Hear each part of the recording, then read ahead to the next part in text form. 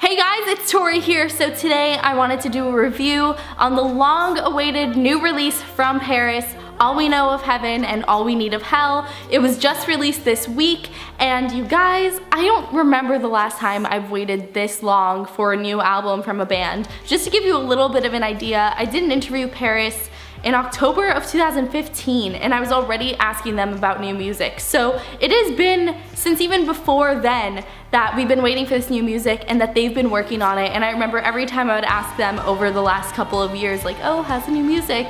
They were always so adamant about wanting to make it perfect and wanting to make sure it was something that they were going to be proud to release. And I don't blame them. After their last album, that was such a huge success for them, and it really launched them into this music world, and they've become so huge. I mean, they just did a tour with 30 Seconds to Mars and Muse, and that all came from their debut album. So I'm sure they also felt a little bit of pressure to make sure that this stood up to the standards that we have for them as a band, because like, this is make it or break it. If this new album isn't as good, if not better than the last, then like, it's all downhill from here. But I'm happy to say that that is not the case. I went into listening to their new album a little bit skeptical because I was such a huge fan of their first album that I was like, it's gonna be really hard to top. It's gonna be so hard for them to come out even stronger and impress us after everything that they've already done.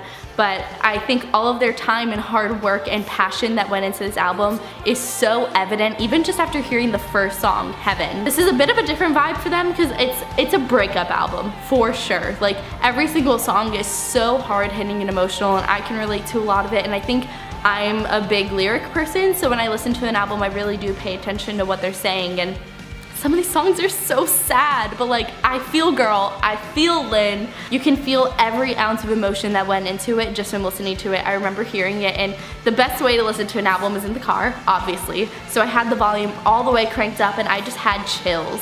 It's so catchy, something that everybody, all the masses can listen to, but even rock fans like myself who want a little more substance in their music will be able to find that. So it's something you can dance around to and listen to mindlessly, or if you're feeling a little emotional, you can really pay attention to the lyrics and feel what they are feeling. So I think it's so well-rounded and something everybody can appreciate and enjoy. Some of the standout songs for me were, of course, Heaven, the first song on the album. I think anybody who's been broken up with can really relate to that song of feeling like the one thing that was so beautiful and wonderful in your life has just been taken away and ripped away from you. Like, I feel that, like, it's intense.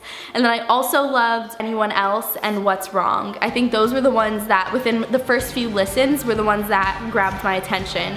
I sometimes notice the more I listen to an album, my favorite songs will change here and there, but those were right off the bat the ones that I noticed the most.